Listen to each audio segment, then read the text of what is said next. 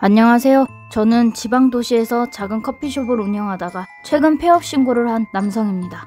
이건 제가 겪은 실화입니다.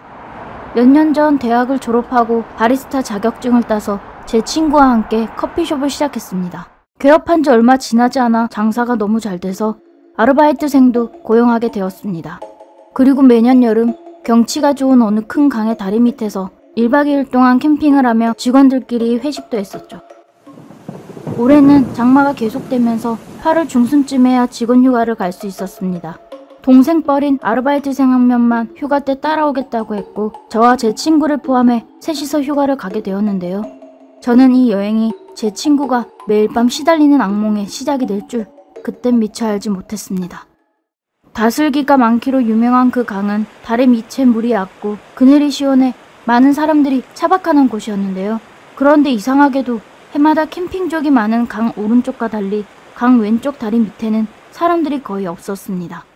강 오른쪽 다리 밑은 사람들이 많아 시끄러울까봐 저희는 강 건너쪽 왼쪽 다리 밑에서 차박하기로 했었지만 평소와 달리 이번엔 강 오른쪽에도 사람이 없었습니다.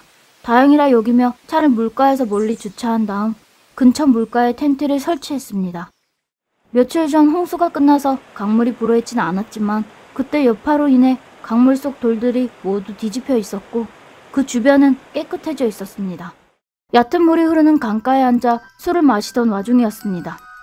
머리 위 다리에 가로등이 켜지면서 주변이 환하게 밝아졌는데 그와 동시에 강물 속에서 뭔가 반짝이는 것이 눈에 띄었습니다. 밖으로 꺼내보니 제수형 그릇처럼 크고 낡은 스테인리스 술잔이었어요. 직접 만든 걸로 보이는 그 술잔에는 뾰족한 물건에 찍힌 자국이 많이나 있었는데 누군가 일부러 찍어서 생긴 것 같았습니다.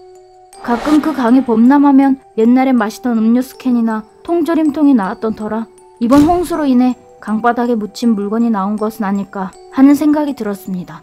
조금 꺼림칙하긴 했지만 커피숍에서 빈티지 소품으로 쓰면 좋을 것 같아 챙겨가려고 텐트 안에 넣어두었습니다. 밤이 깊어지면서 날씨가 쌀쌀해졌습니다.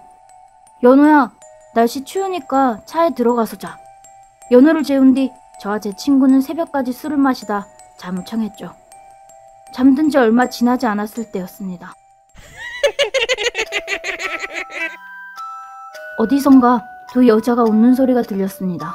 아마도 다리 기둥 뒤쪽이었던 것 같아요. 처음에는 물소리를 착각한 게 틀림없다고 생각하며 두려움을 떨쳐버리려 노력했습니다. 그런데 시간이 지날수록 사람의 목소리가 분명해졌고 귀를 쫑긋 세운 채 그 소리에 집중했는데 웃기는구먼. 그나저나 술잔이 어디 있는 거지? 분명 여기 있었다고. 망할 놈. 대체 누가 가져간 거야? 정말 소름 끼치는 대화가 들려왔습니다. 처음엔 가끔 강에서 헤드랜턴을 머리에 쓰고 다슬기를 줍는 사람들이 종종 있었기 때문에 강 건너편 오른쪽 다리 밑에서 차박하는 사람들이 다슬기를 찾다가 강을 건너온 줄 알았는데 이상하게도 사람이 아닌 무언가가 말을 하는 것 같았습니다. 잠시 후 제가 있는 텐트를 향해 첨벙첨벙 걸어오는 발자국 소리가 들렸고 그와 함께 묘한 비린내가 풍겨오기 시작했어요. 어찌나 불안하던지 두 여자가 갑자기 텐트 지퍼를 내리고 불쑥 들어오면 어쩌나 하는 생각까지 들었습니다. 그때 텐트 앞에서 발자국 소리가 멈추고 섬뜩한 말이 들렸습니다. 여기 있었네?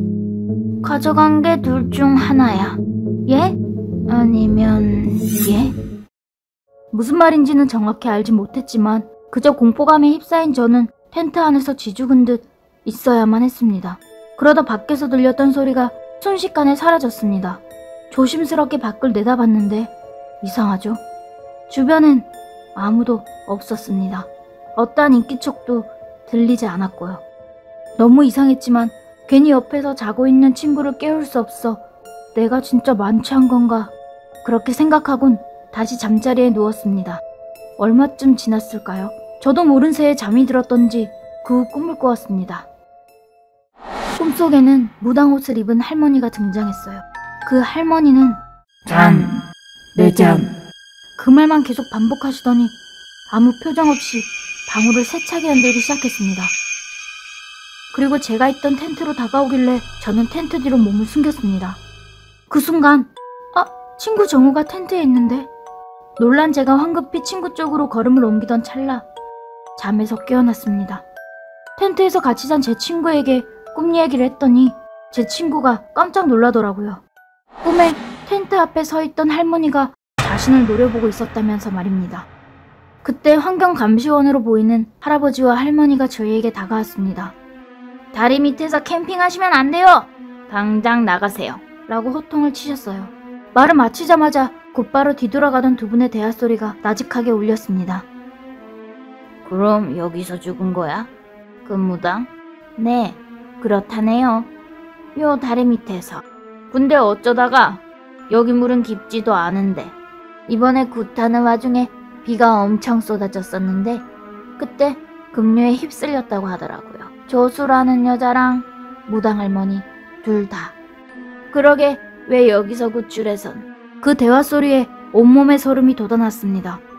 문득 어젯밤 그 강에서 주운 스테인리스 술잔이 무속인이 쓰던 것이라는 생각이 스치더군요. 곧장 텐트 안에서 술잔을 꺼내 강물에 던지고는 저희는 서둘러 그곳을 떠났습니다. 하지만 그날 이후 제 친구는 밤마다 잠을 설치게 되었습니다.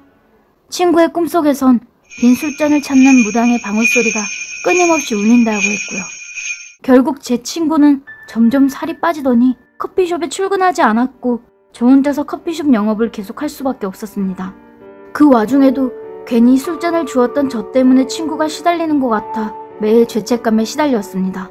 얼마 지나지 않아 해결책을 찾기 위해 인터넷을 검색하던 중 그 강에서 구슬하는 영상을 하나 발견했습니다.